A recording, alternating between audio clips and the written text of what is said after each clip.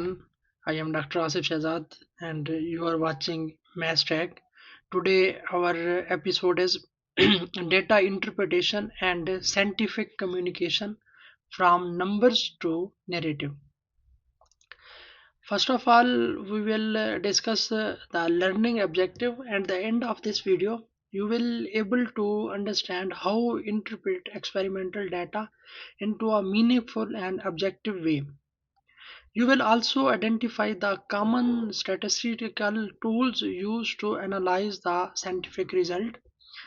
At the end, you will also learn how to present data visually, like tables, graph, figures for the clarity and impact.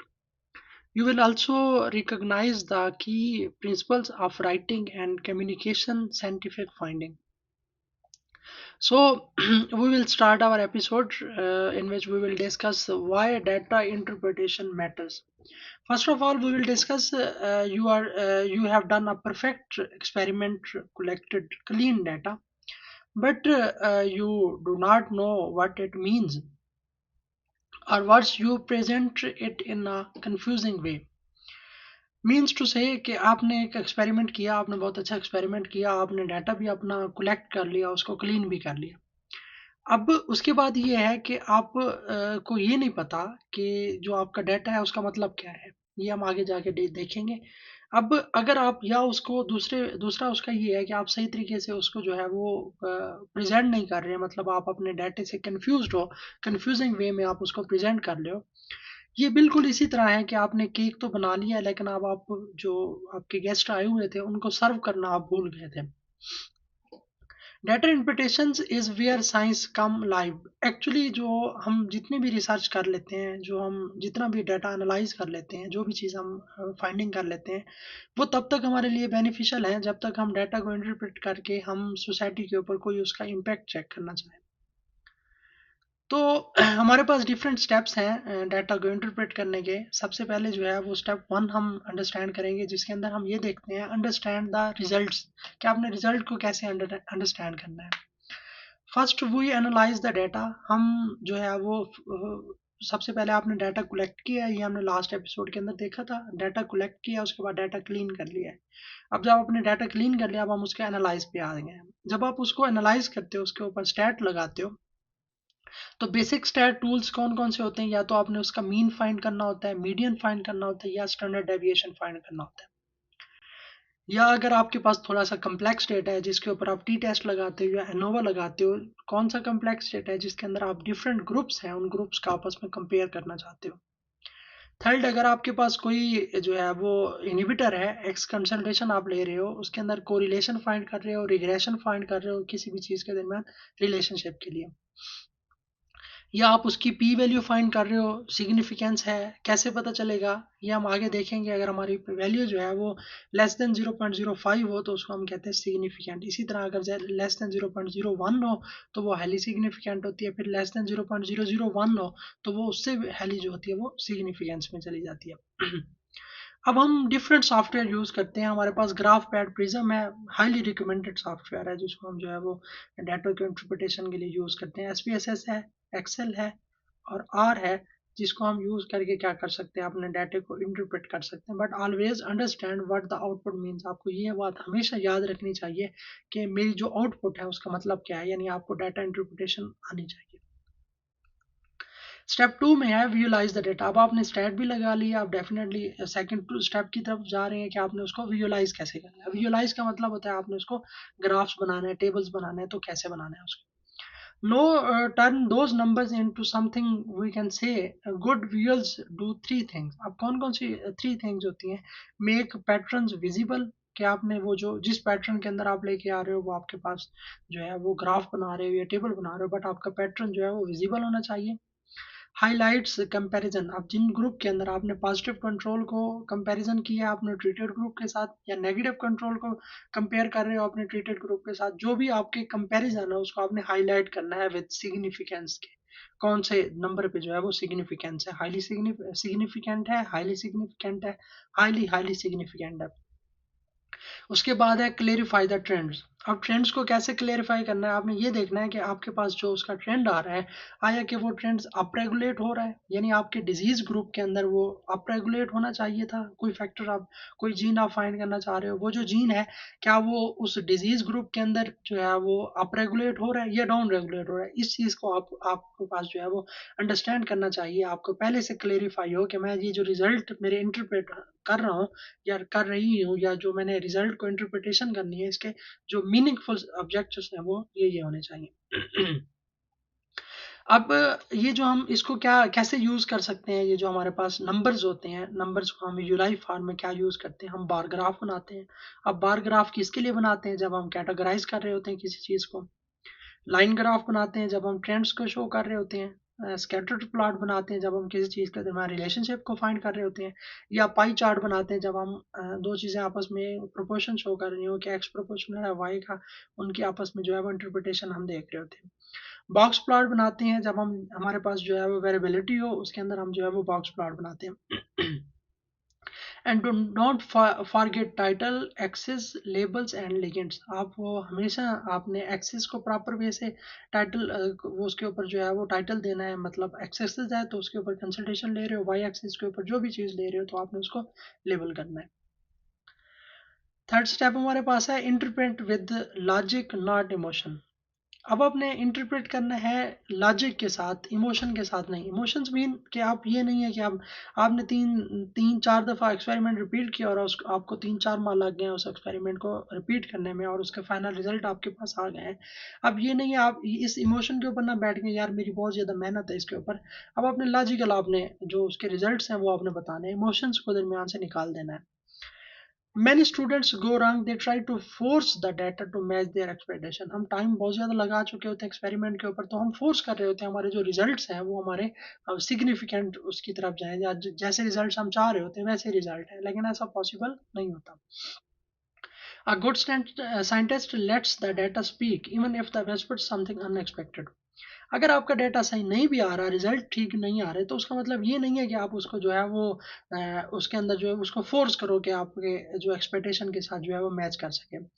सबसे पहले आपने, अगर आपका जब आप उसको इंटरप्रेट कर रहे हो लॉजिकली, तो ask yourself what does the data show.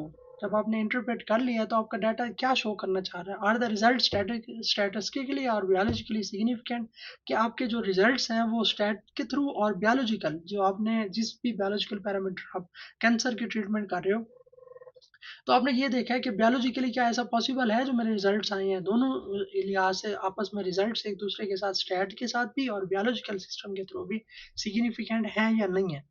Are there outliers, if yes why, अगर उसके अंदर आउटलेयर्स आ रही हैं तो वो क्यों आ रही हैं और कैसे आ रही हैं। Could there be alternative explanation, या इसके अलावा भी उसकी कोई एक्सप्लेनेशन हो सकती है। कैसे, सपोज आपके पास एक जीन है वो डिजीज ग्रुप के अंदर जो है वो अप रेगुलेट हो रहा है। अब जो बायोलॉजिकल है वो ये कह रही है कि जब आप इसको, जब बीमारी से बंदा ठीक हो जाएगा तो ये वाला जो जीन है ये डाउन रेगुलेट हो जाएगा तो बंदा ठीक हो जाएगा। अब स्टैट के एनालिसिस के थ्रू भी अगर वो डाउन रेगुलेट ही हो रहा है, यानी कि आपने ट्रीटमेंट की उसके बाद वो डाउन रेगुलेट हो रहा है, और बायोलॉजिकल जो आपके पास डाटा है, वो बायोलॉजिकल जो आपके पास सिस्टम है वो भी यही कह रहा है कि अगर वो डिजीज से ठीक हो जाता है बंदा, तो उसके अंदर वो जो जीन है वो भी क्या होगा, डाउन रेगुलेट हो। तो इसका मतलब है ये दोनों आपस में क्या है, एक दूसरे के साथ जो है वो लॉजिकल इनकी जो है वो एक्सप्लेनेशन है। अब इंटरप्रिटेशन इज नॉट ओपिनियन। अब अगर आप इंटरप्रिटेशन दे रहे हो तो ये कोई ओपिनियन नहीं है, it is a informed evidence based reasoning. आपने हमेशा जो है वो जो आपकी इंटरप्रिटेशन है उसके ऊपर आपने एविडेंस बेस्ड जो है वो आपने रीजनिंग देनी है। ये नहीं है कि आपने इंटरप्रिटेशन के मेरे रिजल्ट ये कह रहे हैं, अगर ये कह रहे हैं तो उसके पीछे रीजन क्या है, साइंटिफिकली और बायोलॉजिकली उसके पीछे जो है वो रीजन क्या है वो आपने बतानी होती है। स्टेप 4 है कि आप कम्युनिकेट कर रहे हो योर फाइंडिंग। अब आपके पास रिजल्ट्स आ चुके हैं, अब आपने कम्युनिकेट करना है। अब आपके पास एक मूव कर रहे हो आप लैब बेंच टू जर्नल, यानी आपने लैब लैब के अंदर जितने भी एक्सपेरिमेंट कर लिया था, अब आप इंटरप्रिटेशन और फाइंडिंग के ऊपर पहुंच चुके हो। अब आप मूव कर रहे हो टूवर्ड्स जर्नल। जब आप जर्नल की तरफ मूव कर रहे हो तो हमारे पास साइंटिफिक जो कम्युनिकेशन होती है वो राइटिंग से स्टार्ट होती है, और क्लियरिटी जो होती है, यानी राइटिंग के अंदर अगर आपकी क्लियरिटी है तो आप किंग है। तो यानी आप राइटिंग, जो हमारा राइटअप है उसके अंदर अगर आपकी क्लियरिटी है, ईच एंड एवरीथिंग क्लियर लिखी हुई है, तो आप जो है वो हमारी साइंटिफिक सोसाइटी के अंदर आप किंग है। तो इसके अंदर क्या-क्या चीज़ें होनी चाहिए, आपकी जो साइंटिफिक कम्युनिकेशंस है उसको जो है उस क्लैरिटी के अंदर कौन-कौन सी चीज़ें आप जो है वो उसको अंडरस्टैंड कर सकें। सबसे पहले आपके पास है a brief summary of the finding, आपको फाइंडिंग की एक ब्रीफ समरी का बताओ कि मेरी ये जो चीज़, ये जो जीन है ये अप रेगुलेट हो रहा है, तो ये इसके साथ ट्रीटमेंट की है, इसके साथ अप रेगुलेट होना चाहिए था या नहीं होना चाहिए? अगर होना चाहिए था तो उसके ऊपर मॉलिक्यूलर मैकेनिज़्म क्या है? अगर अप रेगुलेट नहीं होना चाहिए था, डाउन रेगुलेट होना चाहिए था, बट आपका अप रेगुलेट हो रहा है, तो आपने उसके डिफरेंट फैक्टर्स देखने हैं, कौन-कौन से फैक्टर इसके ऊपर जो है वो इन्वॉल्व हो रहे हैं, जो इसको अप रेगुलेट कर रहे हैं या डाउन रेगुलेट कर रहे हैं। A brief summary of finding के आपके पास होनी चाहिए, एक्सप्लेनेशन होनी चाहिए आपके पास, ट्रेंड्स आर चेंजेस, अगर चेंज हो रहा है यानी आपके पास अप रेगुलेट हो रहा है, तो अगर वो चेंज हो रहा है तो उसके पीछे रीज़न क्या है? How do your result support and or do not support your hypothesis, क्या आपके रिजल्ट जो है वो आपके हाइपोथेसिस जो आपने स्टार्ट के अंदर सिनॉप्सिस के अंदर जो हमने फिफ्थ एपिसोड के अंदर पढ़ा था, कि अगर आप सिनॉप्सिस के अंदर जो हाइपोथेसिस आपने बनाया है कि आपके ये जो रिजल्ट्स हैं वो उस हाइपोथेसिस के साथ जो है वो उसको सपोर्ट कर रहे हैं या नहीं कर रहे। अगर तो सपोर्ट कर रहे हैं तो वेल डन, अगर नहीं कर रहे तो आपका जो हाइपोथेसिस है क्या वो ठीक बनाया है?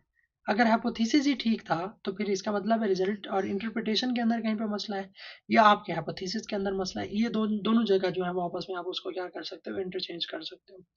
उसके बाद आपने रेफरेंसेस टू प्रीवियस रिसर्च, आपने फिर अपनी जो वो होती है रिसर्च है, जो हमारी फाइंडिंग्स हैं उसको हम कंपेयर कर रहे होते हैं लिटरेचर के साथ कि फलां बंदे ने भी ये काम किया है, क्या उसके कौन कौन से रिजल्ट्स आए हैं। तो हमारा ये डिस्कशन के अंदर ये वाला सेशन होता है कि हम प्रीवियस रिसर्च के अंदर रेफरेंसेस वगैरह जो है वो ऐड करते हैं। उसके बाद है कि आपने हमेशा अवॉइड करना है ओवर स्टेटमेंट और इमोशनल लैंग्वेज। इमोशनल लैंग्वेज के अंदर बाज़ का जब बच्चे जो है वो अपना डिफेंस दे रहे होते हैं या प्रेजेंटेशन वगैरह दे रहे होते हैं, तो बजाय ये कि रिजल्ट प्रेजेंट करने के, तो वो इमोशनल हो जाते हैं, रोने लग जाते हैं। तो ये इस चीज़ों से अवॉइड करें, अपना जो क्लियर फाइंडिंग है आपकी, आप उनकी तरफ जाएं ताकि आप कम्युनिकेट कर सकें अपना और सोसाइटी के अंदर जो आपकी कम्युनिकेशन स्टार्ट्स है और राइटिंग स्किल्स है वो इम्प्रूव हो सकें। अब अब स्टार्ट के अंदर आपने, आपको याद हो कि हमने फिफ्थ और सिक्स एपिसोड के अंदर जो है वो हमने कहा था कि हम एक ड्रग बना रहे हैं, ए का कंपैरिजन करवाया था बी ग्रुप के साथ, और वो हमारी ड्रग ये थी कि हम क्योर कर रहे थे कैंसर को। बट अब आपकी जो फाइंडिंग है वो बिल्कुल ऐसी नहीं होनी चाहिए। अब आपने साइंटिफिकली जो है वो कैसे उसको कह सकते हो यही ट्रीटमेंट कि आवर ड्रग क्योर्ड कैंसर, इसी को साइंटिफिक स्टेटमेंट कैसे बोलोगे? The treatment significantly reduced tumour size in vitro, साथ में आपने सेंट उसकी जो सिग्निफिकेंस बता देनी है, पी वैल्यू लेस देन 0.05, मतलब सिग्निफिकेंट है कि ये जो मैंने ट्रीटमेंट दी है इसने ट्यूमर के साइज को रिड्यूस किया है। तो जिसको अब आपने कौन सा मॉडल लगाया था, इन विट्रो आपने वो किया था, तो इसको हम जो है वो क्या कह सकते हैं, ये साइंटिफिक के अंदर कि हम कैसे उसको जो है वो फाइंडिंग को बता सकते हैं, कम्युनिकेट कर सकते हैं। उसके बाद है कि आप फॉर्मेट ऑफ कम्युनिकेशन, कि आप कम्युनिकेशन जब कर रहे हो तो उसका फॉर्मेट कैसा होना चाहिए। अब ये तो डिपेंड कर रहा होता है कि आप जो अपना डाटा है वो कहाँ पे शेयर कर रहे हो। Science speaks in many formats, different formats होते हैं, लेकिन बेसिकली ये डिपेंड कर रहा होता है कि आप डाटा जो है वो कहाँ पे शेयर कर रहे हो। आप रिसर्च पेपर लिख रहे हो तो उसका फॉर्मेट डिफरेंट होगा। आप पोस्टर प्रेजेंटेशन बना रहे हो, किसी कॉन्फ्रेंस के अंदर आपने अप्लाई किया और आपने एक पोस्टर बनाया है, तो उसके अंदर आप जो फॉर्मेट है वो डिफरेंट होगा। आप प्रेजेंटेशन दे रहे हो, अपने रिजल्ट किसी को प्रेजेंट कर रहे हो तो उसका फॉर्मेट डिफरेंट होगा। आप थीसिस लिख रहे हो तो उसके अंदर डेफिनेटली उसका फॉर्मेट जो है वो डिफरेंट होगा। आप जन ग्रांट प्रपोजल, आपने किसी अपना प्रपोजल सबमिट करवाना था जो है वो उसके लिए कोई ग्रांट वगैरह लेने के लिए, तो उसके अंदर जो उसका फॉर्मेट है वो भी क्या होगा, उसके अंदर डिफरेंट होगा। इवन कि अगर आप सोशल मीडिया के अंदर भी वो कर रहे हो, सोशल मीडिया के अंदर क्या अक्सर लोग जो होते हैं वो अपने रिजल्ट जो होते हैं उसको शेयर कर रहे होते हैं लिंक्डइन के ऊपर या डिफरेंट अपने सोशल मीडिया अकाउंट्स के ऊपर। तो उसके ऊपर जब आप अपने रिजल्ट जो है वो शेयर कर रहे हो या अपनी फाइंडिंग्स शेयर कर रहे हो, तो एक्चुअली उसके लिए उसका फॉर्मेट जो होगा वो डिफरेंट होगा। इंशाल्लाह नेक्स्ट जो हमारे पास ये सेशन जैसे ही कंप्लीट होता है तो उसके बाद हमारा जो है वो एक डिटेल इसके ऊपर वो होगा कि हम रिसर्च पेपर कैसे लिख सकते हैं, पोस्टर कैसे बना सकते हैं, प्रेजेंटेशन कैसे होती है, स्पेशली थीसिस जो है वो अभी से हमारे पास जो है वो डिफरेंट क्यूरीज आ रही हैं कि हम हमें थीसिस जो है वो लिखना बता दें कि थीसिस कैसे लिखते हैं, या रिसर्च रिपोर्ट राइटिंग जो है वो कैसे होती है। इस एपिसोड के लास्ट में भी हम देखेंगे, नेक्स्ट एपिसोड के अंदर भी इंशाल्लाह देखेंगे। और उसके अलावा एक सेपरेट हम बनाएंगे कि जर्नल के हिसाब से जो है वो हमने पेपर कैसे लिखना है, वो रिव्यू आर्टिकल हो वो रिसर्च पेपर हो। तो इंशाल्लाह हम नेक्स्ट जो है वो इसके अंदर जो है वो देखेंगे। Every audience is different. Definitely आप जो डिफरेंट आप फॉर्मेट यूज कर रहे हो तो उसके ऑडियंस भी डिफरेंट होंगे। Adjust your tone, details and delivery, but never compromise the fact. लेकिन आपने जो आपके रिजल्ट्स हैं वो आपने ओरिजिनल बताना है, रिजल्ट के अंदर कोई भी कंप्रोमाइज नहीं होना चाहिए। अब हमारे पास एक मिनी केस स्टडी है कि आपके पास एक गुड ग्राफ्स आप कैसे बना सकते हो और बैड ग्राफ कैसे होते हैं। यानी दो आपने बार चार्ट्स को आपस में कंपेयर करना है कि फर्स्ट आपके पास एक ग्राफ है जिसके अंदर कोई लेबल्स नहीं है, कोई कलर भी नहीं है, कोई एरर बार भी नहीं है। सेकंड आपने वो बनाया है जिसके अंदर ये सारी चीजें थी। तो अब आपके पास आपके सामने एक जो है वो क्लियर स्टोरी है। Which would you trust? Good designs and is equal to good communication. अगर आपका डिज़ाइन अच्छा है, यानी आपने अच्छे तरीके से अपने रिजल्ट्स को एलेबोरेट किया हुआ है, प्रॉपर वे से आप उसको एलेबोरेशन कर रहे हो, तो इसका मतलब आपकी कम्युनिकेशन स्किल जो है वो बहुत अच्छी है। आप अच्छे तरीके से दूसरों को जो है वो चीज़ें समझा सकते हो। अब आपके पास एक चैलेंज है, आपने ये देखना है कि आपने कोई भी डाटा सेट लेना है। सिंपल ले लें आप, वाटर आपने डेली वाटर कितना इनटेक कर रहे हो, तो उसके ऊपर जो है वो हर घंटे के ऊपर ले रहे हो या 2 घंटे बाद ले रहे हो, तो उसके ऊपर कितना वाटर इनटेक कर रहे हो, तो इसके ऊपर आपने ग्राफ बनाना है, एनालाइज करना है और उसका इंटरप्रेट करना है। तो आपने 2 सेंटेंसेस के अंदर आपने ये पूरी वाटर वाटर इनटेक जो है वो आपने एक्सप्लेन करनी है। इसके अंदर जो है वो आपने क्या फाइंड किया है, यानी आपने जो ग्राफ बनाया, जो एनालाइज किया, जो इंटरप्रिटेशन है, वो कहना क्या चाहती है। इसके बाद आप कमेंट के अंदर पोस्ट कर सकते हैं, या आपने किसी भी दोस्त के साथ जो है वो, या अपने सुपरवाइजर के साथ, या अपने सीनियर के साथ जो है वो अपन अपने जो इंटरप्रिटेशन है वो उसके साथ डिस्कस करो। क्या अगला बंदा जो है उसको कुछ समझ आती है या नहीं आ रही। अगर तो वो आपके इंटरप्रिटेशन को, आपके एनालाइज को अच्छे तरीके से समझ सकता है, it means to say that कि आपका जो ग्राफ थे, जो एनालाइज थे, जो इंटरप्रिटेशन थी, वो बिल्कुल साइंटिफिकली ओके है। उसके बाद हमारे पास है कि आप thanks for joining Mystag. if this helped episode help your data into meaning, then subscribe our channels, like and share with your scientific community, and also share with your friends. In episode 9, we will explore the art of scientific writing scientific reports and thesis.